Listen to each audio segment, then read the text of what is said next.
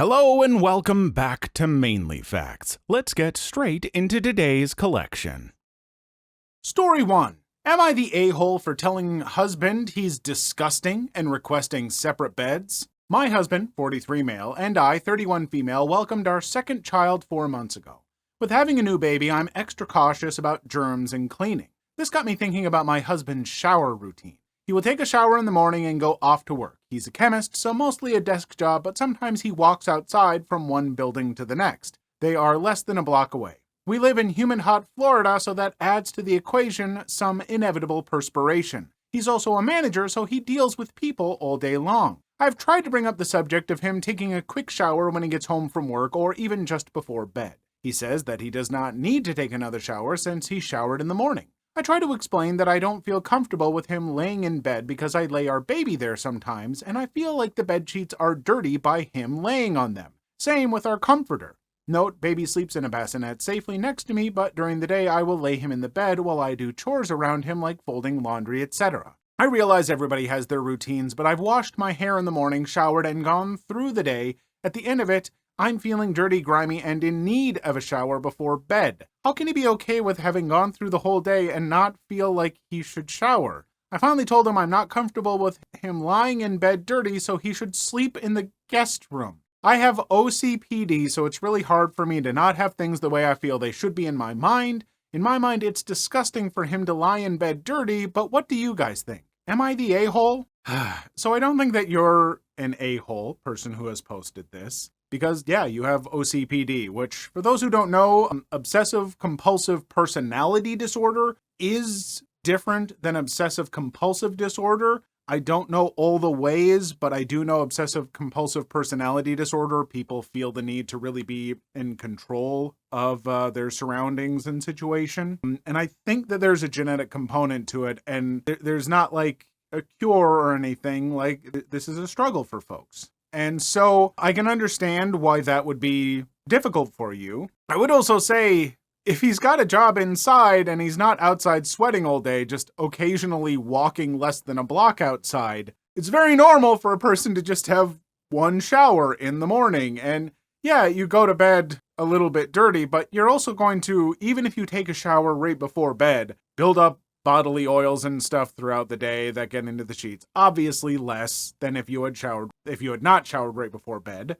But, I mean, that's why we wash our sheets. Please, everyone, tell me you're washing your sheets. Like, seriously, wash your sheets at least once a week. Well, maybe not at least, but once a week is a good ritual. Have a day of the week, wash your... I think it is a bit much to demand that someone take a second shower every day. But he should also try to make you comfortable and be understanding of your condition. I mean, if I was him, I would just start taking a shower in the evening and that be my one shower a day. Though I know some people hate that. I prefer a morning shower, but I also work out first thing in the morning, so I need a morning shower but I don't know. That's a tough one. It is very common and I don't think it's dirty or disgusting. And so I think that's pretty extreme language to be throwing around, but talking to him in a way that he could do something that makes you comfortable, not unreasonable, I guess, but yeah, I don't think that he's dirty or disgusting for what he does, so I don't think you're an a-hole, but I don't know. I hope you work it out. Story 2. Husband of 7 years admitted one-night stand while away for Thanksgiving. My husband, 39, and I, 35, have been married for 5 years and dated 2 years prior. We have never had trust issues or infidelity. We have had a great marriage, the kind of a relationship we were really great friends. We have so much in common. We can sit and talk for hours. I was his best friend, and we even hung out during guys' night watching football with his friends. We had a great relationship. The cheating happened when he went home to New York for Thanksgiving 3 days early. I arrived the day before Thanksgiving. This woman was visiting with his younger sister. They're in grad school together, and they're really close friends. This woman couldn't make it home to California, so my in-laws hosted her too. Turns out they all went out for drinks. My sister-in-law left my husband and this woman alone at a friend's gathering. They're all drinking, having a good time. My husband told me they were alone talking all night. Then when they returned home from his parents, they drank more. They were up until 2 a.m. and they ended up having intercourse. My husband didn't make excuses saying it was the beer. He said it was definitely wrong. He admitted he was flattered that she was flirting with him. He admitted she was extremely attractive. He even left her alone to go to bed when he felt himself feeling attracted to her. She came to him, and they were in his bedroom. They drank and talked more on the balcony, and they ended up kissing, and well, they had intercourse. He told her he was going to tell me. He told his sister the next morning, and his sister told her she needed to leave. So, when I arrived, my husband was acting really off. He was feeling guilty as hell, trying to hold his crap together and not ruin his family's Thanksgiving. Thanksgiving night, I asked him what the hell was going on with him. He was all over me intimately. He wanted lots of intercourse, and he was very aggressive during intercourse. I told him I needed a break. He wouldn't stop. He finished inside me, which he doesn't do. I don't want to get pregnant. I thought, this was so out of character for my husband. I asked him, what the hell is going on with him? He started crying. He started apologizing. I thought it had to do with money. Never in a million years did I think he cheated on me. He confessed to everything. I listened to my husband. I let him speak. I was upset. I felt sick and I cried, but I didn't get angry. I wasn't disrespectful in my in-laws' home. I had my sister-in-law drive me into the city and I stayed at my friend's apartment. While they were away, my sister-in-law told me about this woman. She apologized profusely. I saw a photo of the woman. She's 27. She's absolutely beautiful. Not saying it makes anything okay, but wow, she is the kind of woman men would absolutely fight over. I told my husband he needed to leave when he returned. He moved out that Sunday night. He's been driving me crazy, begging me to forgive him. He's been showing up at my work. He shows up at the house. I cannot make him leave because he owns the home too. I told him I think I may consider a divorce. I can't forgive this. I always felt I could work it out if our marriage went through something like this, but I can't. My parents divorced over infidelity. My dad was a serial cheater. My husband has taken steps to fix himself. He's getting help. He's just going crazy because I've just been numb and in shock, and I think it comes off as I don't care. I do care. I do love him, but I cannot be in a mediocre marriage. I don't want our daughter, 3, to see her mom accept being cheated on. I'm overwhelmed. I'm overthinking everything. I don't want to make the wrong decision. I've been told I should keep our family together. He came clean and he's a good man. It happens once. I know that is a good point, but I feel off. Is it a shock, or did I lose respect and fall out of love? I don't know. Has anyone else felt this gray cloud after? Will it pass, and should I just wait a while longer before I make a choice that will turn my life and my daughter's life upside down? Thanks in advance. So first off, to this person or anyone who's been in this situation, either choice is okay. It is okay to, having felt that betrayal, just not be able to regain that trust. You are not a bad person for not trying to keep things together. And also for the people who want to try and keep things together, you are not being foolish about that either necessarily. There are some cases where this is, it's not a good thing. It's not something that you should be happy and accepting of, but I've known some couples who they had this case of infidelity due to, emotional circumstances, difficulties one of the partners was going through. And they made it work, and they've been back together for well over a decade. They're a wonderful couple. I think either way can work, but the choice is 100% yours to make, and you don't have to feel bad about either. The thing I would probably suggest is taking time. Don't feel like you need to make a decision right away, even within the first couple weeks or months. You do deserve time separated from that person to sort through your feelings, because being forced to feel like you need to decide, right now whether or not, give me a chance.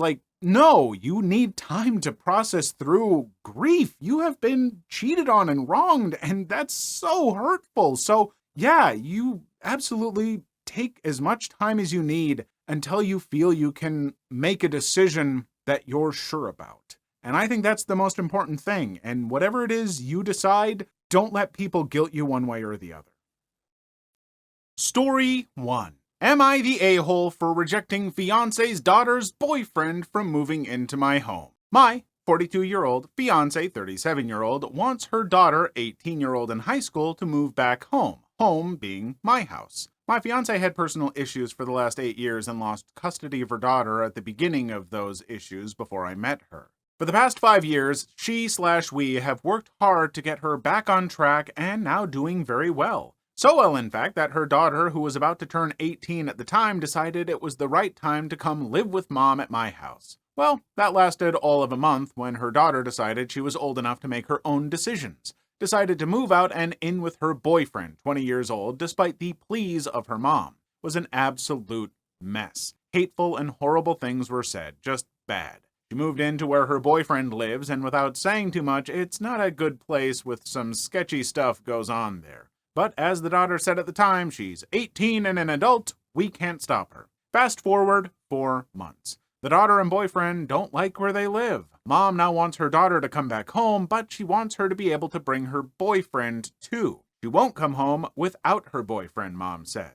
I say, no, the daughter can come home, but she's not bringing her boyfriend. Absolutely no. I don't agree with the situation at all. The daughter is still in high school, has no business moving in with a guy, and has made her own decision. I'm not going to be a part of it or support it. Daughter, yes. Boyfriend, no. Not that it matters, but it's my home. I pay every bill. I ask for no support. I get no financial help from my fiancé, but I give support. Not that it matters, I'd still say no to the boyfriend, even if she were my blood daughter. This decision seems like the deal breaker between me and my fiancé. She says we should help them out for a few months and get them started. I still say no. I'm not the cause nor the answer to the situation. By denying my daughter's boyfriend to live at my house, she will not come home. Mom thinks I'm an a-hole who could have helped them out of a bad situation and got her daughter home. Now I'm questioning, am I the a-hole? So I don't think that there's a question that you do have the right to not want to live in that situation, and I think not wanting that boyfriend to live with you, I don't think it necessarily makes you an a-hole, but I would say that if you want to, marry your fiancé, her daughter is a very, very important part of her life, and clearly helping her out and connecting is a very important part of her life. And being that that's your fiancé, that also means that it should be a fairly important part of your life. You're a team, and you obviously need to come to decisions together. And I still think that, yeah, if both people living in a house aren't comfortable having that other person there, then I would guess that, yeah, you have the right to say that. And I don't think it makes you an a-hole necessarily, but I think that you should consider helping. It's certainly not fun, and maybe you need to set ground rules like, look, you guys can come stay with us for X number of months, but we need to get you in a situation to where, at the very least, the boyfriend isn't living here after a while. We don't want that to be a permanent situation. I think that would be the right thing to do, and it would be nice, and I think it would set a really good tenor for your relationship, because if you want your lives to join together, that means it comes with a little baggage, probably on both of your parts. Story 2. My mother-in-law photoshopped husband's nose on our wedding pictures. I, 27 female, have been with my husband, 29 male, for 7 years. I remember that early in our relationship, one of the first things he expressed insecurity about was his nose, specifically about its width. He never wanted surgery, but thinks his nose is too big for his face. I never thought that true, and for a long time I wondered where he got that idea from. Then I met his mother, and all my doubts went out the window. I don't hate her, but the woman complains about everything, and she seems particularly interested in criticizing her sons. Barely anything about my husband or his older brother is good enough for her, and if it is, she's quick to imply they don't deserve it. According to my brother-in-law, that behavior didn't start until father-in-law passed about 8 years ago, so they don't usually hold it against her. But to me, it seems like she legitimately doesn't want her children to be happy. Most times we talk to her, my husband ends up devastated. She constantly complains about me, his job, our apartment, and his appearance. She has on more than one occasion suggested he get a nose job. That tends to upset him, so I always try to shut that down as quickly as possible. We got married in early May. The photos were ready about 2 months later, and we created a shared album on Google Photos for our friends and family, including mother-in-law. I got pregnant during our honeymoon, can't recommend Dubrovnik enough, and I'm now 24 weeks along. We've had problems with mother-in-law concerning my pregnancy. We're having a boy, and she had a breakdown because she wanted a girl. That forced us to put her on an info diet. That was 2 months ago, and she has since improved her behavior. Because of that, we said yes when she invited us to go to a mall near her place to shop for baby clothes last Saturday. My husband had an emergency at work and ended up not coming, but we still managed to have a good time. When we were done, she invited me back to her place. I hadn't been there in a while, and I quickly saw that she'd gotten some of our wedding pictures up on the wall. I instantly noticed something was wrong with them, but I couldn't pinpoint what it was yet. Mother-in-law saw what I was looking at and proudly announced that she'd gotten someone to fix his nose. In other words, she gave her son a Photoshop nose job on his wedding pictures. I couldn't believe it. I never thought she'd stoop so low. It wasn't even a good nose job. It was so bad that my husband's face didn't look real. He looked like a Ken doll, and not in the hot Ryan Gosling way. Mother-in-law must have seen how mad I got because she instantly tried to defend herself. She tried to make the point that her son deserves to look his best on his wedding day, and I should have convinced him to get the real nose job before our ceremony. I made up an excuse to leave, but I could tell she knew the real reason. She's been calling and texting me almost every day since. I've been ignoring her, but she's always either apologizing, accusing me of overreacting, or begging me not to tell my husband. I know it seems trivial, but I'm outraged, and the more I think about it, the more disgusted I get. I could never imagine doing something like that to my child. I haven't told my husband yet, mostly because we've both been busy with his work week, but also because I have no idea how to. His mother was finally starting to be a better person around him and his brother, and I know it would break his heart to find out about this. I don't know what to do. I have to tell him, but I can't figure out how. I know he loves his mother, and I don't want to damage whatever relationship they still have. Mother-in-law also mentioned she intended to send the improved pictures to some of her relatives. I have to find a way to shut that down. So how do I tell my husband his mother photoshopped his face on our wedding pictures? More importantly, what would be the most peaceful way to do it? I don't think there is a peaceful way, and frankly, I think that this husband should get mad at his mom. What she is doing is mental abuse at this point. She is just chipping away at his confidence and giving him issues that, as you said, seem to stem from when she lost her husband. But whatever issues that's given her, she should not be projecting that onto her own kids. That's just cruel. She needs to get her own help. She needs, some therapy or something, because something's clearly going on distressing her. Not an excuse for what she's doing, just an explanation. Because, yeah, the fact that she is just, projecting whatever insecurity she got on her kids is just not cool. And the fact that she is, critical of how her son looks and getting pictures photoshopped, how would she feel if every time, someone saw them, they'd be like, oh, Mom, you really need to get a face job, it's too many wrinkles. It's just getting to be gross.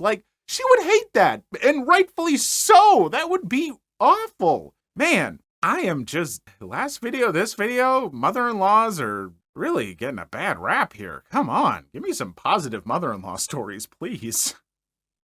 Story 1. Am I the a-hole for not telling my cousin's girlfriend I was on my period? To preface this, me, 23 female, and my cousin, 25 male, have always been really close. We're both only children and grew up 3 houses down from each other. When we were younger, we started this tradition of having movie marathons once a month. We're both huge nerds. Today, we live about an hour away from each other in different cities, but we've kept up with our tradition. We took turns holding a movie marathon day/night, and this time it was my cousin's turn to host it. My cousin lives in a 3-room apartment with his girlfriend, 26 female, and I've always gotten along with her as far as I'm aware. This would be the first time she was home during one of our marathons, but I didn't mind if she joined us. Like I said, I thought we were good. It was that time of the month for me, but I didn't think much about it. I had pads with me, and I had my own bedding at my cousin's place, as well as a towel to sleep on in case of an accident. I usually sleep on the couch in my cousin's office when I visit, so no big deal. The day went great. We had decided to watch some Star Trek, and his girlfriend would check on us from time to time, but stated that she wasn't a fan of sci-fi. The morning after, I was woken up by yelling and quickly got up to see what was going on. Turns out the girlfriend had found one of my used pads in the bathroom trash can, and she wasn't happy about it.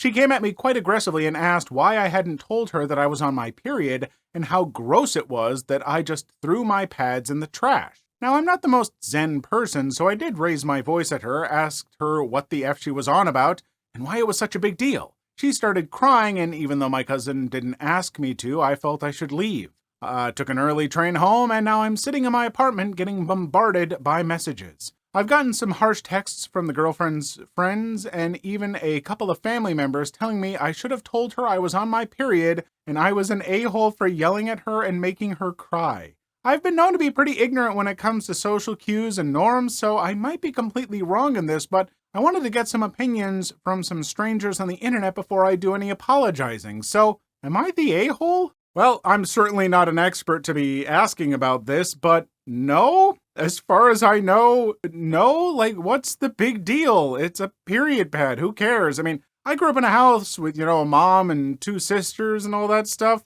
and I just exist in society with human beings that have had periods. You put them in the trash. Why is there yelling and screaming about this? Why should you have to go in and be like, by the way, what the hell? That seems ridiculous. Like, but I am genuinely curious. Folks in the comment, is there something that I am also missing in this? Because I see no conceivable way why this person would be the a-hole. Like, you should not have to, like, when you arrive somewhere, be like, by the way, I will be putting bloody hygiene products into your trash. Heaven forbid. Where would you like me to put them otherwise? Shall I go in the alley? Like, what the hell? Story 2. Greedy owner tries to rip off my friend, ends up paying him double. My first job out of college was for a local TV station. The owner was, and still is, the worst human being I've ever met. This guy has money, but he will cheat and lie anything to get out of paying his bills. When I started working there, the owner had just signed a contract with DirecTV to become part of their broadcast package. Since they were at the time purely a local TV station, this meant that we had about 2 months to upgrade our system so that we could start broadcasting to DirecTV customers in the entire Bay Area. Every day that we failed to do this past the deadline means that the owner would suffer a penalty per the contract. Not knowing about how any of this works, the owner hired a friend of mine to come in as a freelance consultant. My friend told him that for about $15,000 he can get a system that will automate the entire process, which, of course, this guy didn't want to pay. He tasked my friend with finding a cheaper way, around half, and to pay for all the hardware up front and get reimbursed later. Knowing what a piece of crap this guy is, I warned my friend not to front the money because he wouldn't get paid back. The guy just smiled and said, "Watch me." So, he made it work. We went live on schedule and the owner was happy. Then, my friend went in and presented the guy with the bill. Immediately, the usual excuses start. "Oh, I'm a little short this month. Can I pay you later?" etc., etc. Then my friend pulled out the trump card. Not only did my friend threaten to take all the equipment back and to take the station off the air, he revealed that in order to get the uplink working for cheap, someone had to come in every day and code the broadcast manually. It's not a terribly complicated procedure, takes less than 5 minutes, but of course no one else at the station knows how to do it but him. So either the owner can pay him what he's owed plus a $2,000 per month consulting fee, or the station goes dark and he starts paying the penalty to DirecTV. The effer paid. Fast. So instead of $15,000, he ended up shelling out more than double that amount as my friend lapped up his $2,000 a month fee for close to a year before he felt bad and finally taught someone there how to do it. Moral of the story, only thinking about short-term gain will always cost you more in the long run. Yeah, I can understand, someone who's owning or running a business, you want to save money where you can, and sometimes you gotta be shrewd and make little deals with folks where it's like, can you do it for cheaper, this or that? Like, a good business owner knows how to save the company money, but not in a greedy, sleazy way. And once you get to the point where it's like, oh, you did all the work? Well, I'm kind of short this month, so I'll pay you later. Then you're just going from being shrewd to being rude. That's my little catch, whatever. Yeah, no, I don't blame your friend at all for setting a thing up like this, where it's like, hey, fine, you want all this stuff done for cheap, and then you're gonna try and rip me off? Alrighty then, sure. And yeah, more power to him. That's and the fact that at the end he did teach someone and gave up that $2,000 a month. God, what would any of you do to have $2,000 a month for going in once a month to just enter in whatever it was? I mean, damn, that's a dream job. And to give that up, you gotta be a pretty decent person. Decent enough to get away with pulling that scam in the first place, at least. Story 1. Am I the a-hole for choosing not to invite the woman involved with my dad's affairs to his memorial? My dad passed away last week. This girl has been terrible for years. My dad had a heart condition and ultimately got a transplant. She was there when he died for exchange services. Back up a year.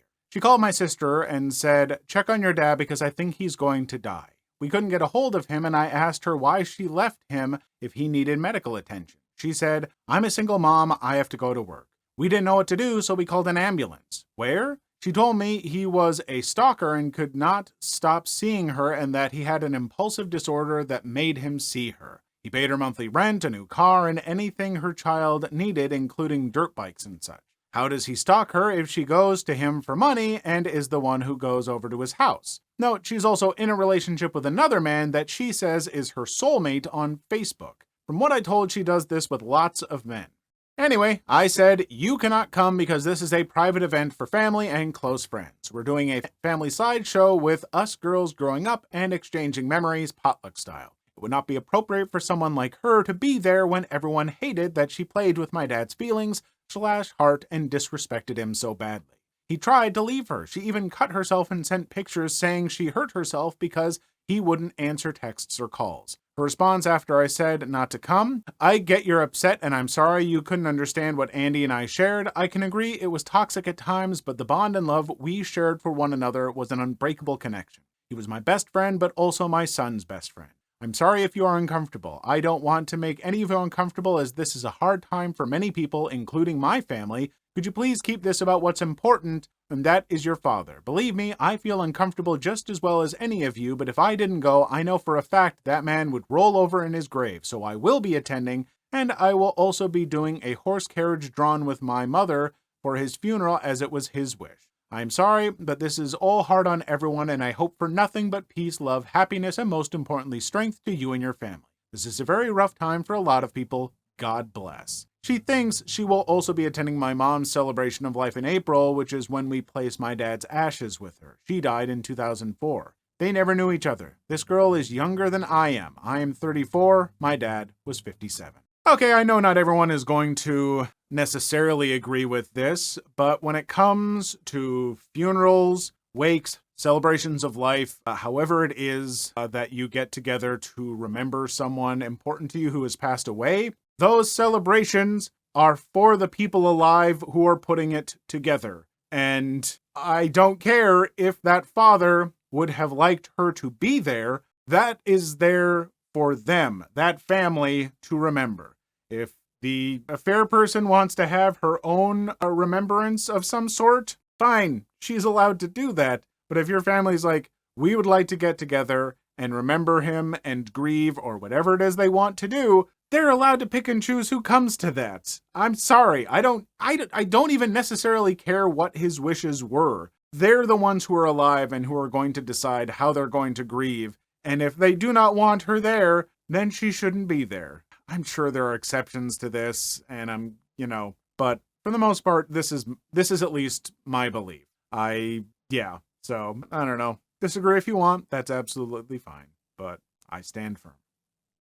Story 2. My kids are obese and my husband is sabotaging my efforts to fix it. My husband, 37 male, and I, 35 female, have been married for 15 and a half years and have 2 wonderful kids, 12 male and 8 female. They're smart and funny and sweet and are loved more than words could ever describe. But over the past few years, they have both gained an alarming amount of weight and are considered obese. I was the fat kid, bullied relentlessly, and later developed a horrific eating disorder that ended in an involuntary hospitalization, all before we had kids, neither of them knowing anything about that. So I'm definitely aware of how damaging words can be for them and have tried to low-key push healthy habits and proper portions most of their lives. My husband has always had a fast metabolism and has been able to eat whatever and was extremely food insecure as a child, and I know that affected him immensely. He's always hated healthier stuff, calling it rabbit food. He likes cheese and butter and high-fat everything, and because he works a physical job, he can eat massive amounts without consequences.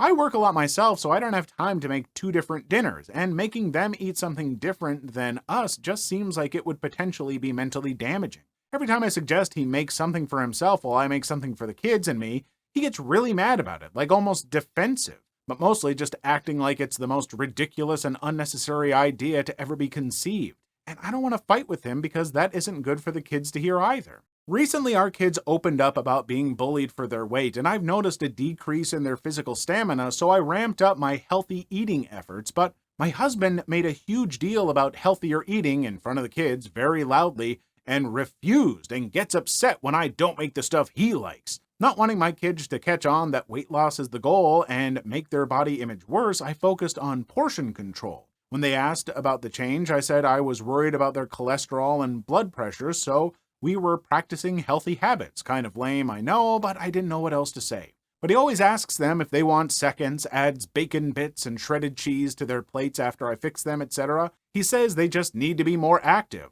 While I agree it's almost impossible to work off a bad diet, and he doesn't always enforce the activity thing anyway.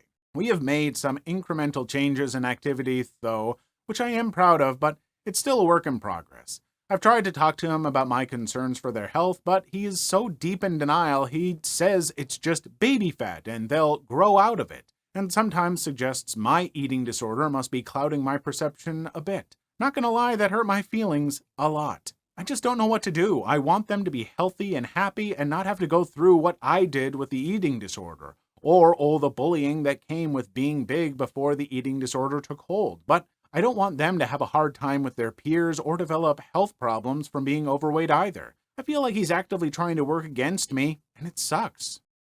Well, first, it sucks that those poor kids are getting bullied because of their weight, because no matter what body type a person has, they shouldn't be made fun of for that. We should all try and respect any body, be it a really big person, be it stick thin, that is fine. However, there is also nothing wrong with wanting to be healthier. I lost some weight when I was starting to get slightly higher blood pressure and stuff. That stuff kind of comes with age. And also for the husband who just can stay skinny while eating all that crap, it doesn't necessarily mean healthy either. If he's eating a whole ton of things like that, he might not be the healthiest. Who knows? Skinny is not a, measurement for healthy. It's just, one of many possible indicators. Anyway, it sucks when parents aren't on the same page for stuff and one of them doesn't see an issue, If the kids are, having reduced stamina, stuff like that, yeah, exercise is a good thing, but it's not necessarily going to equate to weight loss. If they would be happier being a little bit skinnier, it could be something to work on, but I don't know. Honestly, I would talk to a doctor and see what's recommended, what would be good for the kids. There's a lot that can go into it, and honestly, this is such a complicated topic. I don't want to give any more advice than that. Just basically, I don't know, with kids and weight loss, you do want them to be healthy and you want to teach them healthy habits because, yeah, I guess that's all I have to say. So I hope it goes well and I hope the parents get on the same page because no matter which parent you might side with, they need to cooperate and not be arguing and at each other about that stuff because that ain't great. Story 1. Am I the a-hole for leading a guy on when I wanted just a casual fling? Okay, so I, 24 female, was thinking about this guy, 24 male, I dated years ago, and if I was in the wrong. So about 5 years ago, I had just graduated high school and was planning on living in Europe for a couple of years. I'm from California. I had been single for a while and decided I wanted a little romance before I left. Nothing serious, of course. I was only 18 and I was moving to a different country in a few months. I just wanted to have a fun summer. I kinda had feelings for this one guy I was friends with in high school. I initiated things and he reciprocated the feelings. We started spending a lot of time together, but I made it very clear from the beginning I only wanted something casual and short term. He said he was cool with this. A few weeks into it, he tried to DTR again, but I reiterated that I didn't want anything serious since I was leaving the country soon. He seemed to understand and didn't bring it up again. About a month or so into this, he told me he loved me. I was very taken aback by this and responded that I loved him too, and at the time I didn't think I was lying to him. After this had ended, however, I quickly realized that I did not love this guy. I mean, we were together for like a month at this point, so I feel bad about this now, but I genuinely didn't have bad intentions at the time. Before I left, he told me he enjoyed our relationship and that he wanted to continue dating when I got back to the States. I told him that I enjoyed it too, but that I didn't want that. We had a nice summer fling and should leave it at that. He seemed to understand and we amicably ended things. I went to Europe and we eventually lost touch. Fast forward a couple years later and we ended up going to colleges around the same area. A bunch of us from our hometown got together and I saw him again for the first time in a while. We ended up leaving and going for a drive to catch up. On the drive, he tells me that things have been rough for him and that he's never really dated anyone since what happened with us. He then proceeds to tell me that the day I left for Europe, he carved my initials into his arm with a knife. He shows me his arm, and there's a very visible scar of my initials. Very disturbed by this, and make a mental note to never be alone with him again. He also makes it clear that he is still interested in me, and I make sure he knows that I am not. Over the next few months, I ended up seeing him a couple of times because we shared some friends. At these gatherings, he started being a huge D to me. Because of this and the general feelings of discomfort around him, I ended up completely cutting him out of my life. I haven't seen or heard from him in a couple of years, but from talking to friends, I've learned that he still hasn't dated anyone. So did I just totally screw this guy over? No! No, you did not! No. You were clear up front that you were looking for something short-term and casual, which is absolutely fine. And he did not respect that. And eventually, he said he loves you. And you know what? You're 18 and you responded. It happens. You have emotions, you're allowed to have them, and you're allowed to change them and change your opinions on them. It doesn't change anything. And so, no, I don't really think you did anything wrong. Like, the only thing I'd say in hindsight is, folks, be a little careful about responding to I love yous with the same thing. Like, if you're not sure about stuff, like, maybe give yourself time to process. But otherwise, no, I think you were very, very clear and straightforward with this person, and he seems to have some issues that he really needs to get over. He needs to stop hanging on to this idea he has of you and just get on with his life, and I'm sure he'll be happier, and good gosh, so will you. Story 2. Today I effed up by not telling my wife our son was coming home. This happened Sunday night. My oldest son is in the Marines, hasn't been home in almost a year. He took 10 days leave so he could come visit. At first, we did not tell his mother in case the leave got denied. When it was approved, he just decided he would fly in and surprise her. I tell the wife I'm going over to a friend to watch the Packers/Falcons game as a cover to pick him up. I got to the airport and actually watched the second quarter of the game waiting for his plane. He gets off the plane, we talk for a bit waiting for the luggage, and then he goes to change into his dress blues. Now the whole time I've been texting my wife saying I was bored, the game sucked, I wasn't going to stay much longer. We discussed the plan on how to surprise his mother on the drive back to the house. We go back and forth from having her open the front door to see him on the porch to just having him walk into the house. We settled on him waiting a few minutes after I went inside as I wanted to get the whole thing on video, free internet points and all that. I walk in and the house is quiet. No one in the living room. A little odd, but it's after 9 p.m. Maybe by some miracle my other kids are actually already in bed. Alarm bells start going off in my head when I open our bedroom door, and the first thing I notice is the flickering candlelight. What I did not know was the entire time I was gone, my wife set in motion her own plan for the evening. She got the kids settled by letting them keep their tablets after bedtime, took a nice hot bath, redid her makeup, and when I told her I was on the way home, lit the room with candles and put on her F me lingerie. So no crap, there I was, staring at my wife, giving me her best come-hither look with our 21-year-old son outside, not 30 feet away, waiting to surprise her. A handful of reactions to the scene are acceptable. Pulling out your cell phone and sending a text message is not one. The text told my son to stay outside. I had solved the most immediate problem of our son walking in and seeing his mother like that, but I was drawing a blank on how to fix everything else. So my brain latched on to what has to be the most stupid plan I've ever had in my life. I told my wife to get dressed because she would never believe what the neighbors were doing, and she had to come see. The look of confusion on her face was priceless. It took me 5 minutes to convince her to put on some sweatpants and a sweatshirt to go to the front door. Finally, after dodging all her questions and getting her to open the door, there was our son in his dress uniform, and she was ecstatic. The noise brought all the kids out, and everyone was happy. Except me. The wife excused herself after a few minutes and took off the lingerie under her sweats before anyone noticed. It goes without saying I did not get any action that night. Also, in trying to salvage the whole surprise, I forgot to video it for my free internet points, so I guess today I will have to suffice instead. I mean, look, anytime that you're gonna try and surprise someone with something like this, you're running a risk. If you're gonna keep people in the dark, they are going to make their own plans, or at the very least, you need to come up with a cover story that covers your butt. That's the thing. You can't just be like, oh, I'm gonna go watch the game, and oh, I'm bored, I think I'm heading home. Like, no, be like, oh, hey, I'm gonna go pick up a board game and bring it home. We're gonna play board games tonight, honey. Okay, this is a terrible plan. Look, I'm on the spot. I didn't think ahead. I don't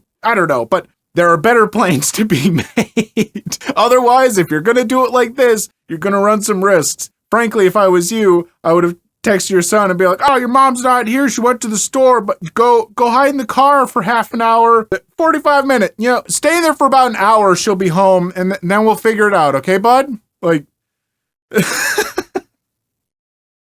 Story 1. Am I the a-hole for barring my husband from the bedroom tonight? So, here's the situation. Me, nurse, working 50-ish hours a week in the pediatric ICU. Cry at least once a week because that crap is hard. My salary pays our bills. All of them. Husband, 25 male, has a degree but isn't looking for a job. Works 2 days a week at the grocery store, spends most of his time playing League of Legends. By the way, all events here are in accordance with COVID legislation. Today was supposed to be a good day. I have been begging my husband to swap his Saturday shift to literally anything else so that we could have days off together. We haven't had a weekend together since our wedding 18 months ago. Today was supposed to be our first Saturday off together. We were going to go to an animal sanctuary. He starts the day by going to breakfast with his best mate, leaving before I even wake up. I wake up around 9 and realize he's not home. Call. He says he's helping his mate set up some lights and that the weather is too rainy for the animal sanctuary anyway. He gets home around 1-ish, lies around, plays some video games, promising we would cook dinner together tonight. Leaves at 5 to help the same mate with something else. I go grocery shopping. I don't drive because of medical issues, but I walk there and back in the rain. I get home, realize I've left my keys inside. Call my husband knowing he's 5 minutes away. He says he will leave in a minute. I sit in the rain and the cold, southern hemisphere. 45 minutes later, I called again. He hasn't left yet. He finally agrees to come and let me in the house. So he drives up, presses the clicker to let me in the garage, and leaves again. At 10, I called to see where he was. His friend answers, saying he's driving out to do something an hour away. It's 10:30, I'm going to bed. I've sent him a text that I'm upset and don't want to speak to him tonight and would rather he left me alone. As far as I am concerned, if he can't value me more than his best mate on the first day off he and I have shared in 1.5 years, he can go sleep in his bed instead. By the way, his friend doesn't work, so they hang out all the time when I am at work. He's going to be upset, and he's going to tell his mate, and his mate is going to tell him I'm being a B. Am I the a-hole? Adding some info, I'm 26. We weren't always like this. I don't know what changed. I'm fairly confident he's not having an affair, and I fully intend on talking this through, but at a time that isn't 4 a.m. Also, the crying. Sick babies sometimes make me sad, and I love all my patients. That's why I cry. And I don't mean hours of sobbing, I mean stepping into the supply closet to take a moment before getting back to work. Also, thank you for your kindness. I was expecting maybe 5 replies. I am trying to respond as much as I can, but there are a lot of you. Oh my goodness. You're not the a-hole. Holy crap. Yeah, your husband is being pretty much just a huge a-hole. Like, if you had talked to him about this, like, hey, we never get days off together anymore. Could you maybe get this day off and we can have Saturday together? And then he keeps leaving and doing his own thing and, like, being gone for breakfast and all that stuff. It's like, okay, you needed to help a friend, fine. Don't get back till the afternoon. What? And then to lay around playing video games and be like, oh, we'll make dinner together. And then to just leave again and be gone all evening. Yeah, no, I'm sorry. He deserves to be, as they say, in the doghouse or whatever, you know? Like, yeah, I wouldn't want him to come to bed either. And it is good that you're planning on talking that through, but yeah, you shouldn't expect to have to sit and talk that through at that time of night when you're, wanting to go to bed. And yeah, the fact that, all throughout the week, he's able to hang with his mate whenever he wants, because neither of them are working all those weekdays where you're out working. Yeah, this seems like a situation that's going to need a lot of serious discussion about, like, expectations in a relationship, because there's being comfortable with each other where you do your own thing a lot of the time, but you're still together. And then there's this, and this is a step too far. Story 2. Entitled Parent Meets a Queens Neighborhood. A funny story happened today. I have a piece of property in Queens, New York, and the hot water heater was leaking. I had to change it, etc., etc. Luckily, plumbing is my thing, so I went there with 2 guys to get it done. While they are working inside, I go outside to make some calls, and this kid I know, mind you, he's 20, he just seems like a kid to me, is across the street smoking a joint on his porch. Mind you, this is a good kid, a bit shy, but just nice and would shovel everyone's driveway, walkway during the winter for $20. When a Karen with her kid stops in front of his house and starts yelling at him. "What are you doing up there? That's disgusting and you should be ashamed of yourself." "Mind your business and keep moving, lady." He said this politely enough, and I'm paraphrasing. "My kids have to play out here and you're trying to turn them into drug addicts. I am calling the cops." She pulls out her phone to call the cops, and I decide at this point to go across the street and intervene before the cops get involved. Weed is pretty much legal here. It would have been at most a $50 fine. "Hey, what the F do you think you're doing to this nice lady? Are you smoking weed and not sharing, you selfish prick?" 20-year-old staring. Me. "Sorry. Here, take one of mine." Reaches into pocket and pulls out half a joint I was saving for later. Effing kids these days have no respect. Karen, to me. "Are you kidding me? What the F is wrong with you?" At this point, another neighbor who was watching this unfold, having a bit of a chuckle, steps in.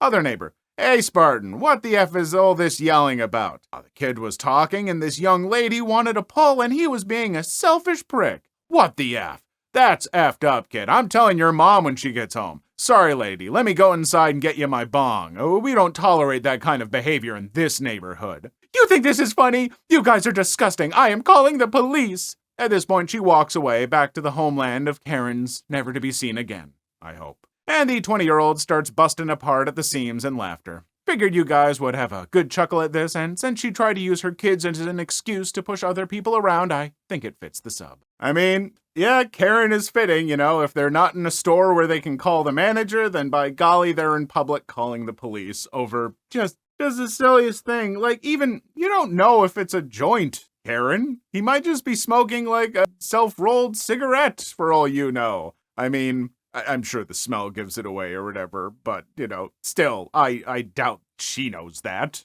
Or maybe she does. Karen, do you know about that? Did you secretly really want to pull, but now you're embarrassed because too many people are around? It's all right, Karen. You know what you do? You go down to the shop, you get yourself some edibles. You're going to be fine, Karen. Let me tell you, these little gummies, they're going to do just the trick for you. Really take the edge off. But judging by the edges on you, maybe you should take two. Please leave your story in the comments. I would love to make a video on them in the future. Also, don't forget to like and subscribe.